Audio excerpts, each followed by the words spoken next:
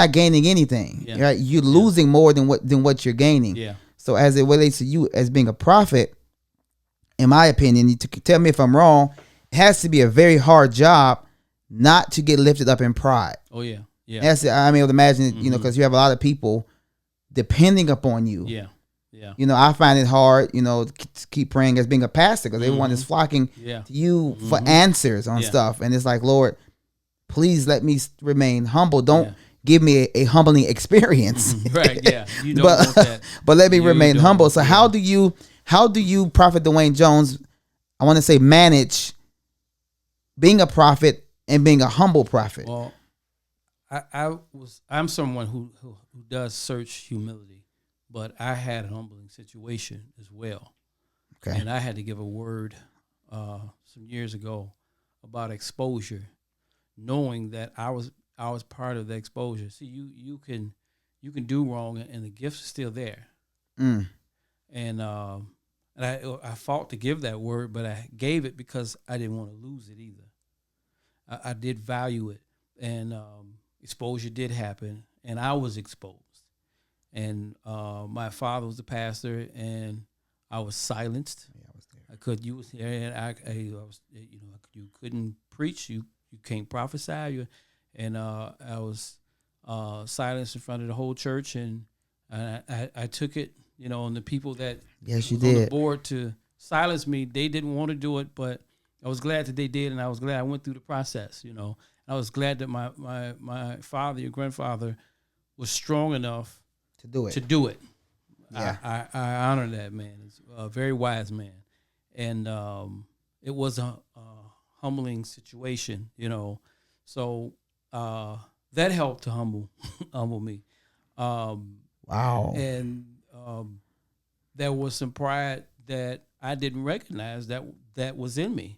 There was some aggression in me that I didn't realize, and so that helped me to be more humble, less aggressive, more understanding. And now I can really understand a lot of people, a lot of situations, how things happen. Wow. And no matter what I said to defend myself or how things happened, didn't matter. The thing was still done. It was still done. Yeah.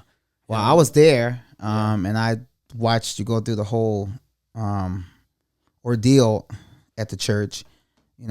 Watch, the collar being taken off your neck, and seeing you silent. And I think it maybe you didn't recognize it or not, but it really affected the church because the church needed you.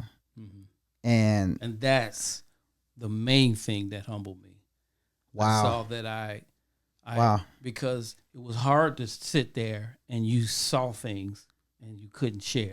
There was a few times I did, and I had to stifle myself and get quiet because it's hard, It's like Jeremiah. He said he tried. He was upset, didn't want to share, but his word is like fire. Shut up. And that was the greatest thing that really humbled me is, okay, now you're not able to do your job. You're affecting the lives of people that need to hear this word because you're not there to give it.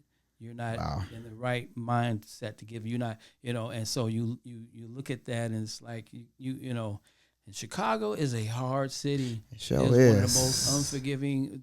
Illinois is the most unforgiving states in the union. Yeah. So it's hard to. I mean, when was the last big thing we had in Chicago? Who comes to Chicago and do something big, ministry wise? Very true. It's very rare. They go right to Indiana. Exactly. Right. Exactly. Or the Wisconsin. Exactly. But it's hard, and and I lost some friends in that situation. And you may say, well, they were never friends. Well, maybe you're right, but I did, and I lost friends that were guilty of what I was guilty of.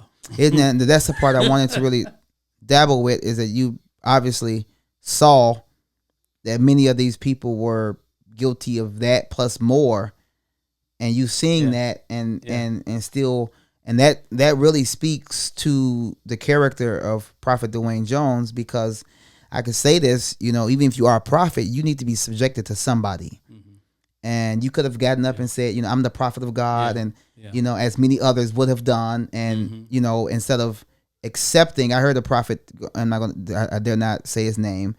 He got caught up in some stuff a couple years ago, and his comment. What turned me off from him is, and some of y'all was doing some of the same stuff, and that really, that completely turned me off. I was already being turned off by other things, but that put the icing on the cake. It's like, but you're in the hot seat right now, right? It's like a child, right? And he gets in trouble, and my boys know I am very much so against. Well, Junior did. I'm not talking to Junior right now. I'm only talking to you. And God has to feel the same way. It's like, okay, well, some of y'all just guilty of some of the same stuff, and no one is sitting me down. I'm sitting myself down.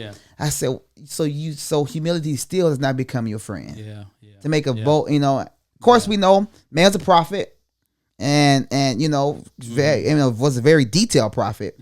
But now this person, I don't see them operating like they used to. I see that former anointing kind of lifted. You see what I'm saying when I say I didn't want to lose it. I see exactly what you're saying now. I sinned and I fell. I didn't want to lose that. David sinned. David fell, but he prayed and he said, "Lord, don't take your spirit from me." Yes, sir. See, and